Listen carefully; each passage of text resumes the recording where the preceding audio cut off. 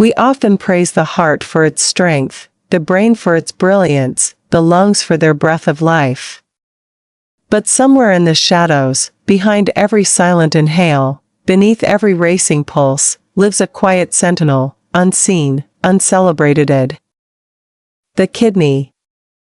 A twin engine of life, buried deep within your back, working tirelessly, not for applause, not for glory, but for survival. It does not boast, it does not beg, it simply endures. It is the filter between life and waste, the gatekeeper of purity, the quiet voice in a room full of noise. And yet, we forget it. Until it begins to break.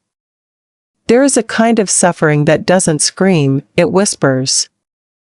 A slow undoing, a fading hum inside the body. The kidneys do not shout when they hurt, they change the way you sleep, the color of your urine, the weight in your legs.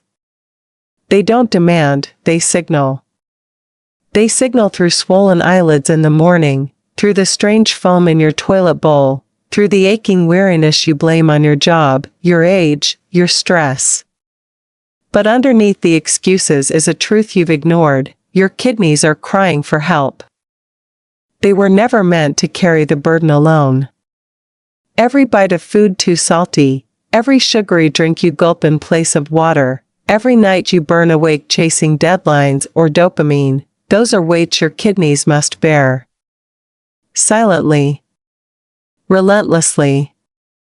They are asked to cleanse the sins of your habits while asking for nothing in return. And yet, they are not invincible. The foam in your urine isn't just a fluke. It's protein slipping away, something meant to stay in your blood, now seeping out like secrets you never meant to share. You may think it's dehydration.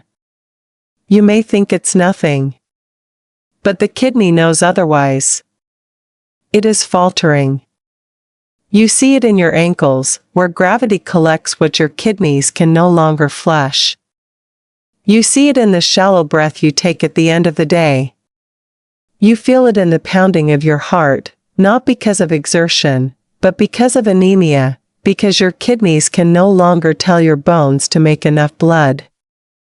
You begin to wake up with bitterness in your mouth, metal on your tongue, nausea that lingers.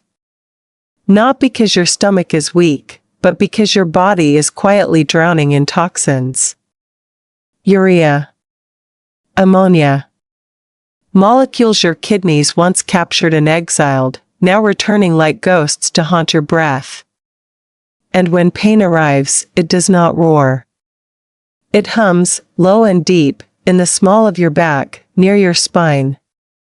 You write it off as poor posture, as sitting too long. But inflammation is rising, stones may be forming, and still, the kidneys stay quiet. Because that is their nature, to suffer in silence. To work while unseen. To protect you from yourself. Until they can't anymore. But what if, for once, we listened before the collapse? What if we reached into that darkness and acknowledged the quiet guardian we never thought to thank? The kidneys do not ask for grand gestures. They ask for rhythm. Simplicity. Presence. A steady intake of water, not an urgency, but in habit. Not just when you are thirsty, but because they need it before you notice they're drying up. They ask for kindness in your meals, less salt, fewer sharp edges of spice, not because flavor is wrong, but because excess is cruel.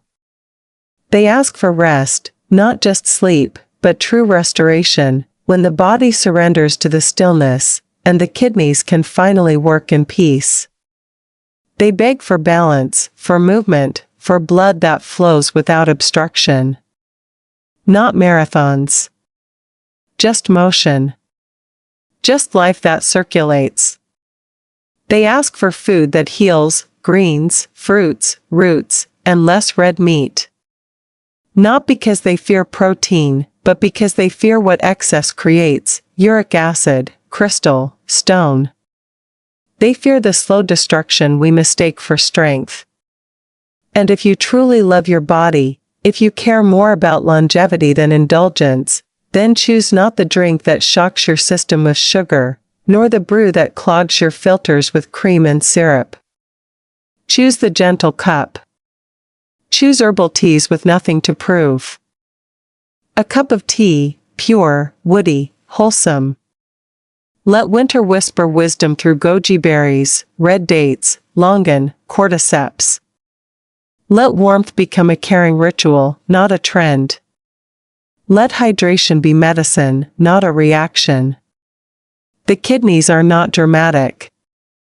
They are not romanticized. But they are yours. And they are breaking, in more people than we dare admit. The tragedy is not that we lose them. The tragedy is that we don't hear them until they are gone. That we wait until the dialysis machine becomes our new rhythm. That we call for transplants when we could have given them grace.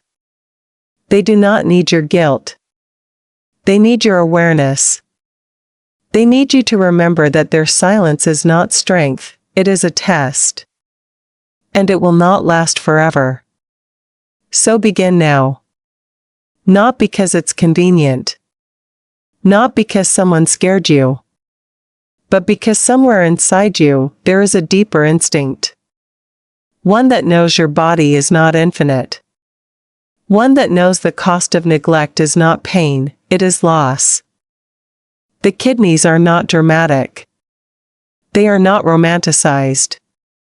But they are yours. And they are breaking, in more people than we dare admit. The tragedy is not that we lose them. The tragedy is that we don't hear them until they are gone. That we wait until the dialysis machine becomes our new rhythm. That we call for transplants when we could have given them grace. They do not need your guilt. They need your awareness. They need you to remember that their silence is not strength, it is a test.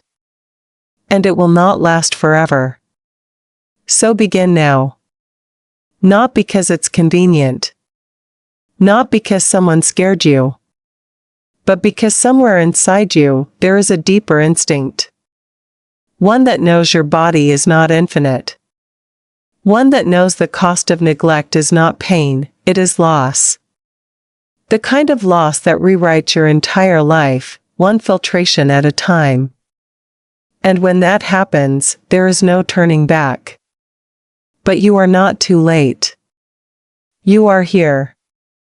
And this is your reminder. You don't need to worship your kidneys. You just need to live in a way that honors their labor. That meets their loyalty with care. That finally sees them, not as machines, but as guardians. Not as background organs, but as the quiet hands that keep your blood clean, your body alive, and your soul from drowning in waste. Let that awareness change something in you. Because they've filtered every drop of your life. Now, it's your turn to protect theirs.